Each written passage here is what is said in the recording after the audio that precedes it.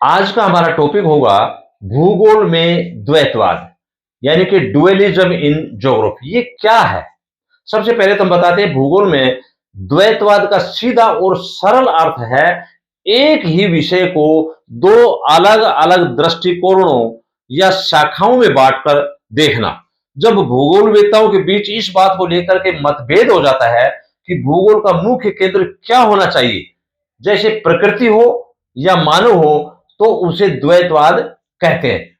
और शब्दों में, सरल शब्दों में समझ सकते हो, भूगोल के अध्ययन में जब दो परस्पर विरोधी या अलग अलग विचारधाराएं एक साथ प्रचलित होती हैं तो उसे द्वैतवाद कहते हैं।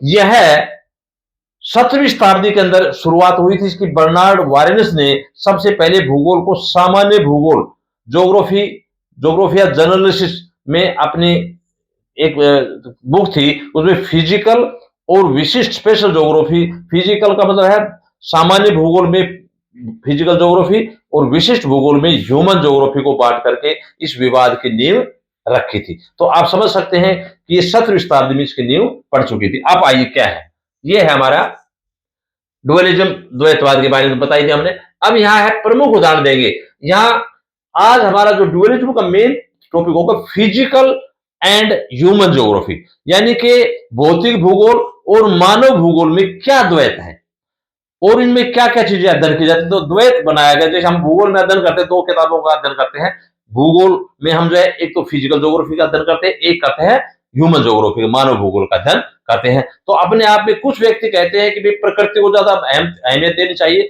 कुछ कहते हैं मानव को अहमियत देनी चाहिए। अब आइए, इसमें फिजिकल ज्योग्राफी क्या है, इसमें आप देखेंगे हम फिजिकल ज्योग्राफी के अंदर क्या होता है।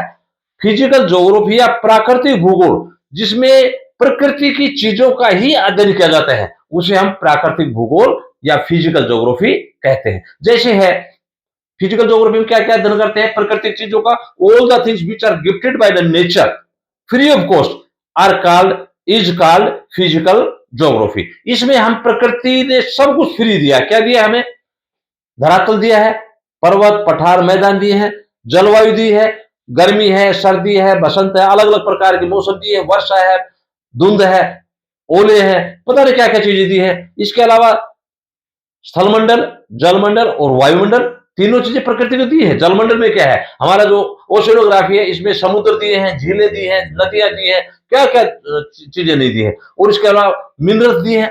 तो कुछ व्यक्ति कहते हैं कि फिजिकल जो प्रकृति का ही अध्ययन करना चाहिए, लेकिन खाली प्रकृति से बात तो नहीं बनेगी, क्योंकि समय के अनुसार पहले जब मानव प्रकृति का दास था, जब प्रकृति नॉलेज नहीं थी मनुष्य को, तो एनवायरमेंटल डिटरमिनिज्म की अवधारणा चली थी कि प्रकृति ही सब कुछ है और मानव उसमें कोई हस्तक्षेप नहीं कर सकता। तो ये 17वीं शताब्दी तक तो ये बात थी, लेकिन उसके बाद में धीरे धीरे डेवलपमेंट होता जा रहा है। मानव अपनी साइंस और टेक्नोलॉजी के अनुसार डेवलपमेंट कर रहा है, तो हम उन चीजों को जो मानव ने अपनी नॉलेज से तैयार की है, वो सारी चीजें जो हम ह्यूमन ज्योग्राफी में करते हैं। इसमें देखिए आप, ह्यूमन जो मानव ज्योग्राफी क्या करके अध्ययन करते हैं।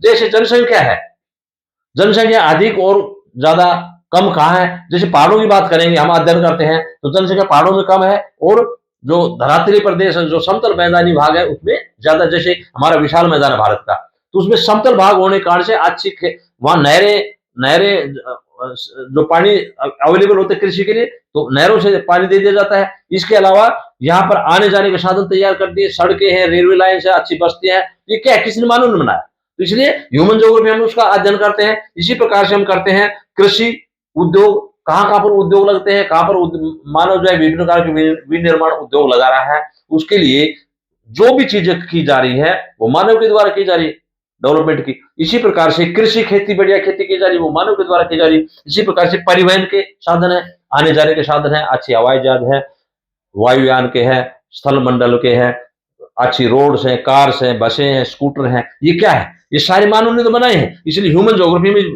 All the things which are created by the man with the science and technology are included in the human geography. तो ये मानव भूगोल के अंदर इसमें मानव ने किया इसका।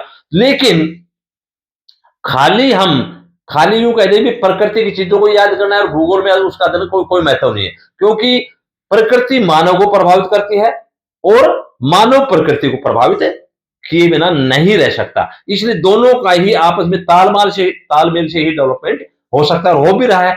मान लीजिए पहले तो ये था भी जहां गर्मी है तो गर्मी है, सर्दी है तो सर्दी है, लेकिन आज मानव ने साइंस और टेक्नोलॉजी से क्या किया, जो क्षेत्र ठंडे हैं वहां पर हम एसी लगा देते हैं, तो वहां गर्मी का वातावरण पैदा कर देते हैं, और जहां गर्मी है वहां पर ठंड का वातावरण पैदा कर देते हैं। जैसे कि हम फ्रिज है, तो फ्रिज में क्या बर्फ पैदा कर देते हैं। तो इस प्रकार से माइनस बहुत कुछ डेवलपमेंट मनुष्य ने कर लिया है। पानी जहां पर जो है पहले समुद्र को बेकार माना जाता था प्रकृति के अनुसार, आज हम उसका जो है सस्ते रूप में आने जाने के साधन के रूप में इसका व्यापार हो रहा है। आजकल हम देखते हैं जो युद्ध हो रहा है ईरान के अंदर, जो वहां पर आने जाने के लिए रुकावट हो रही है, क्या है सारा मनुष्य ने नहरें बनाई और आने जाने के साधन बनाए, बढ़िया काट करके सड़कों को, पत्थरों को काट करके। तो ये क्या है, सारा मानव है। तो इसलिए हम प्रकार से मानव भूगोल ही सर्वे सर्वा नहीं है, प्रकृति का उसने यूज किया है, और दोनों का मिलजुल करके रहना चाहिए। अगला है इसके कारण मुख्य क्या है, विवाद के मुख्य कारण क्या रहा है। दो शाखाओं के बीच मुख्य संघर्ष इस बात को लेकर रहा है कि भूगोल का असली केंद्र क्या होना चाहिए, प्रकृति होनी चाहिए या मानव होना चाहिए। तो यहां पर सीधी सीधी बात है कि निश्चयवाद में तो ये पहले अवधारणा थी कि भाई प्रकृति को सर्वे सर्वा दिया जाता था महत्व, लेकिन समय के अनुसार उसमें बदलाव आ गया कि प्रकृति नहीं, मानव भी अपना रोल अदा करता है। और आप देख रहे हो आज जो युद्ध हो रहे हैं सारे, ये क्यों हो रहे हैं, मानव के साइंस और टेक्नोलॉजी के कारण तो हो रहे। पहले तो युद्ध किससे होते थे, आमने सामने तलवारें से होते थे, आजकल तलवारें थोड़ी होते हैं, नॉलेज से होते हैं। आज तो ड्रोन जाता है और लड़ाई कराता है, पता भी नहीं चलता कहां से कहां तक, बढ़िया ऊपर से चित्र ले लेते हैं अंतरिक्ष से, और वहां पर लोकेशन एग्जैक्ट होते हैं, वह किसी को भी कुछ भी अटैक किया जा सकता है। तो ये सारा क्या है, तो हम आज जो है संभववाद की जो भावना है, यानी मानव भी बहुत कुछ है इसमें। तो इसलिए उसने कहा है कि प्रेजेंट पोजीशन क्या है इसमें, ये है कारण तो हमने बता दिया कि भाई जो कुछ व्यक्ति कहते थे भी प्रकृति को मानो, कुछ कहते थे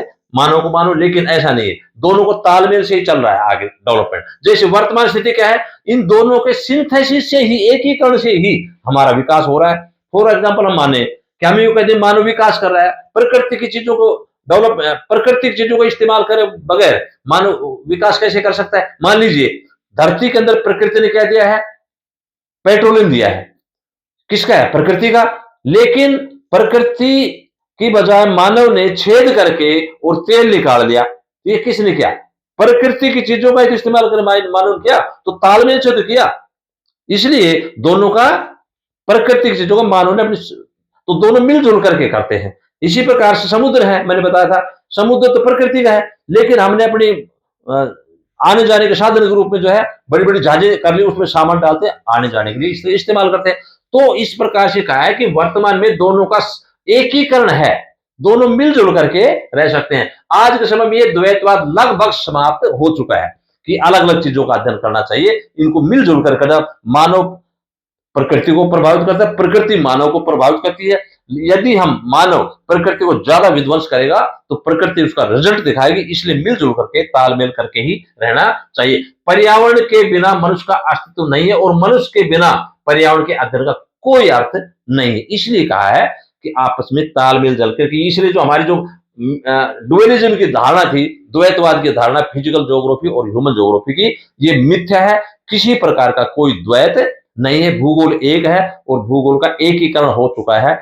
एकीकरण का मतलब सुविधा के लिए हमने जो है ह्यूमन जो फिजिकल ज्योग्राफी का अध्ययन करते हैं, ताकि हम सारी चीजों का, बहुत प्राकृतिक चीजें हैं उनका एक में फिजिकल में कर ले और दूसरे का मानव भूगोल में कर ले, ताकि हम इजीली उसको समझ पाए। अन्यथा कोई द्वैत आज भूगोल में फिजिकल ज्योग्राफी और ह्यूमन ज्योग्राफी का किसी प्रकार का नहीं। ये आप इससे भी देख सकते हो। आप अगला कारण है, अब ये है सोल्यूशन किसने बताया, अल्फ्रेड हेटनर ने with the concept of chorology समझा तो दिया। कल हमने कोरोलॉजी की कॉन्सेप्ट की थी कि भी किस तरह, आप देखिए तालमेल देखिए, प्रकृति ने क्या दी, बारिश, पानी है, प्रकृति का है ना, लेकिन मानव ने उसका इस्तेमाल किया है। पानी के अंदर जो है मोटर बोट्स बना रखे हैं, और जहां पर प्रकृति ने जो है खुली जगह दी थी, मानव ने अच्छे मकान बनाए, दो हमारे छतें हैं वो ढालू है, और पेड़ पौधे लगा रखे, बड़े सिस्टमेटिक ढंग से रह रहा है। तो आपस में तालमेल से तो रह रहे हैं। अगर सारा चीज प्रकृति पे होता तो हम ये नहीं बना पाते, लेकिन दोनों ने तालमेल से बना। ऐसी प्रकार से, इस प्रकार से प्रकृति ने तो गर्मी दी है, ठीक है, प्रकृति ने दी है, और बारिश भी प्रकृति दी है, लेकिन मानव ने क्या किया, जो प्रकृति का जो बारिश का जो पानी था वो हमने टैंक बनाया अपनी बुद्धि से, और प्रकृति का ही तो पानी है इसमें, और उसका हम इस्तेमाल कब कर रहे हैं, जब बारिश खत्म हो जाएगी तो उसका पानी का हम इस्तेमाल कर रहे हैं। इसी प्रकार से प्रकृति ने टीले दिए हैं, मानव ने अपने ये ऊंट हैं इनका इस्तेमाल करके अपने जा रहे हैं। प्रकृति ने हमें रेतीला क्षेत्र दिया है, हमने प्रकृति की चीजों का इस्तेमाल कैसे किया, यहाँ झुंडे वगैरह हैं इनके जो है घास फूस से हमने ऊपर से छत बना ली ताकि गर्मी ना हो, और ईंटों से मिट्टी के मोटे मोटे दीवारें बना ली और गर्मी अंदर ना उसके एसी का काम करते। तो सारा तालमेल तो सारा एल्फ्रेड हेटनर ने बता दिया कि कोरोलॉजी जो है उसमें अध्ययन जो किया गया था प्रकृति का आपस में किया तो जाता है, इसलिए किसी प्रकार का कोई द्वैत नहीं है। और इसी प्रकार से सोल्यूशन एल्फ्रेड हेटनर ने कह दिया है, भूगोल में द्वैतवाद को समझने के लिए एल्फ्रेड हेटनर ने इस विवाद को सुलझाने और भूगोल को एक वैज्ञानिक आधार देने में बड़ी भूमिका निभाई है। इस प्रकार से किसी प्रकार का आज कोई द्वैत नहीं है। इसको आप अच्छी तरह से तैयार करेंगे। कल हम करेंगे सिस्टमैटिक एंड रीजनल ज्योग्राफी में डुअलिज्म क्या है, उसका कल हम करेंगे। सबसे पहले तो अभी यहाँ अंत में ये भी, हमारे जो दो बच्चे हैं कॉलेज की, इन्होंने आज यूनिवर्सिटी के अंदर बढ़िया पोजीशन रिजल्ट आ गया आपका, तो उसमें 2 पोजीशन प्राप्त की है 2 बच्चों ने। तो सबसे पहले तो मैं इन बच्चों को बहुत बहुत मुबारकबाद देता हूँ कि आपने अच्छा तैयारी की, और आगे भी अगला जो सेमेस्टर है, ये सेमेस्टर है, उसमें आप अच्छी तरह से और बढ़िया रिजल्ट दिखाएंगे। और आगे हम आपको शुभकामनाएं देते हैं कि आप अच्छे पोस्ट प्राप्त करें तैयारी करके। Thank you.